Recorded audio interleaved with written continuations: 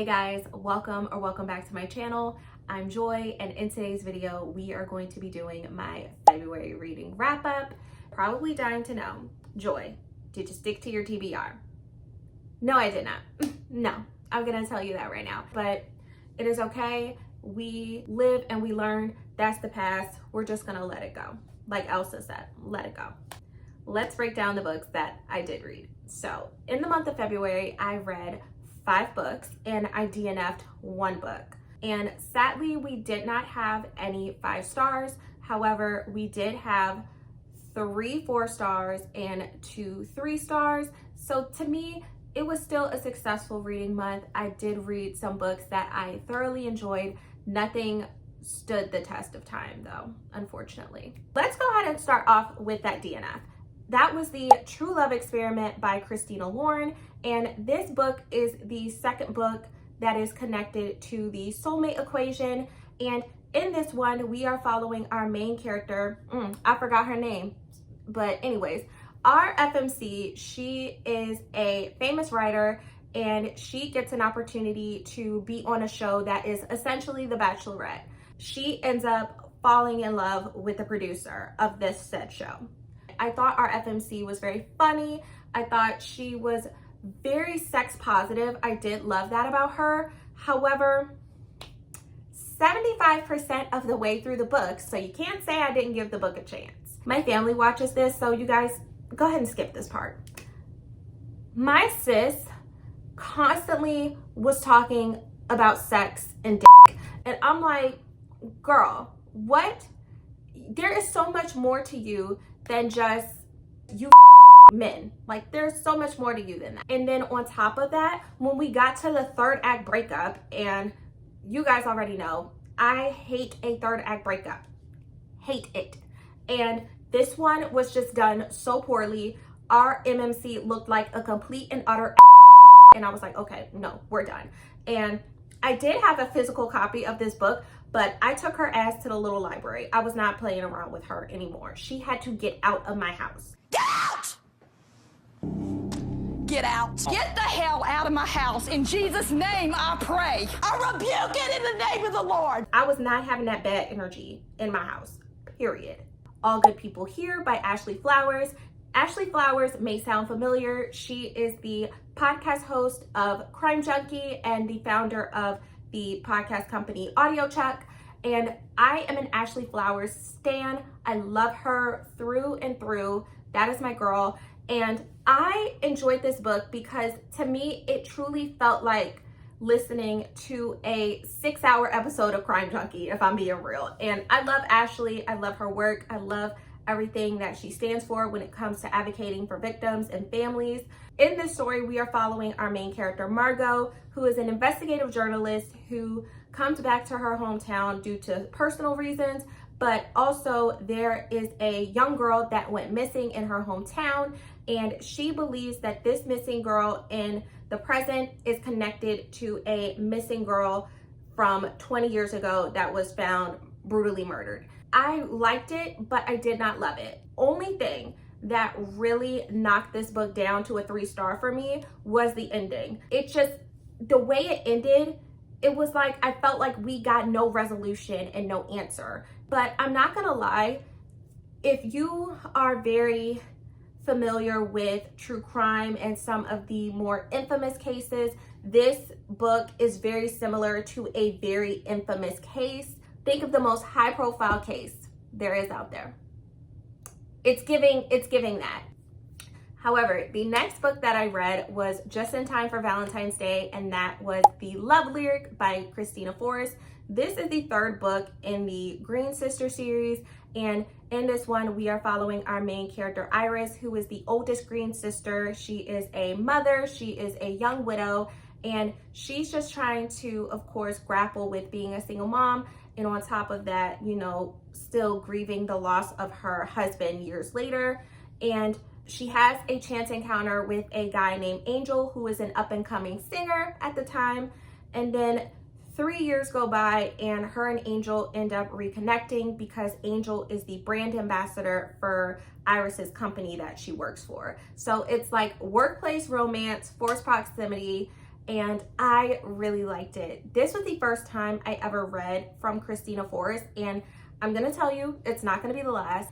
It is just something about a Black woman being loved out loud that will just always do it for me. I loved the way Angel was so gracious with her, so kind, so patient. And of course, they both have their own internal struggles that they were dealing with. And I loved that that was explored in this book as well. I loved Christina Forrest's writing. I just thought it was such a sweet romance, so wholesome. And that book has my heart. I loved it. You have probably seen this book all over TikTok and because of the discourse, but that is Deep End by Ali Hazelwood. This was her first go at a sports romance. And in this one, we are following our two main characters, Lucas and Scarlett. And Lucas is an Olympic swimmer and Scarlett is an NCAA diver. These two, they end up having a friends with benefits situation that ends up turning into more. There was a lot of discourse all over TikTok about this book, and the main point of contention was the fact that people felt that this book was mismarketed. A lot of people thought that this was going to be Ali Hazelwood's most spiciest book yet. I thought that it was going to be like some 50 Shades of Grey type thing too. However, I did initially feel misled. However, after I thought about it for a little bit, I liked that the way that this book was written. Lucas and Scarlett are college students at the end of the day. So they're 21, 22. They're very young. I think that if we would have gotten the things that were like on their list in the book, if we would have gotten all of those things, I feel like it just would have been pointless. But I liked the relationship between Lucas and Scarlett. You could tell that Lucas was all about Scarlett from day one. However, the only thing, and I think everybody can agree with this, the best friend, Penelope, I could do without her. I could do without her. And I'm telling you, when I see her, it's one sight. I finally freaking did it. Butcher and Blackbird by Brynn Weaver. And this is the first book in the Ruinous Love trilogy. And in this one, we are following our two main characters, Rowan and Sloane, who are kind of like Dexter type of serial killers. They kill the most horrific, abhorrent people in society who do really bad things to innocent people. They take matters into their own hands and they get it done. These two meet and they end up having an annual competition of who can catch the bad guy and kill them, and whoever does that wins. However, of course, these two end up falling in love. I listened to this on audiobook, and the audiobook is done in duet style. And as you guys know from my previous video about audiobook recs, I am obsessed with duet style narration. I just thought that this audiobook was very well done. Rowan had an Irish accent and I loved it. I ate it up at every step and every turn. And I loved the character arc of both of these characters because they feel like they are flawed people who don't deserve to be loved. However, them meeting and coming together, they realize that they're perfectly imperfect, but they're perfect for each other. And I love this book. And I am reading Leather and Lark because I can't get enough of this world. I can't get enough of these characters. And I'm really liking Leather and Lark so far. And I'm really excited to dive into Scythe and Sparrow, which came out this past week. So I'm really excited. Again, this book was really good, 4 stars. And last but certainly not least, we read The Perfect Divorce by Geneva Rose. This was an ARC that was kindly sent to me via NetGalley and through the publishing company. And for those of you who don't know, I love Geneva Rose. I love her books. They're just great popcorn thrillers, something to keep you very entertained. I liked it.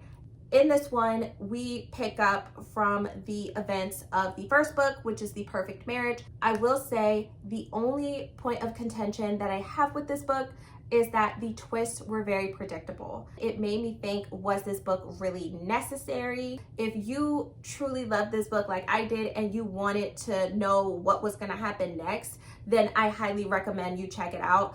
But be forewarned, It is very predictable. Didn't really have any shock value to it, but overall, I ate it up. Okay, you guys, that is it for today's video. Let me know in the comments what books you read in the month of February and which ones were your favorite. Don't forget to like, comment, and subscribe, and hit the bell notification so you don't miss any more bookish content from me.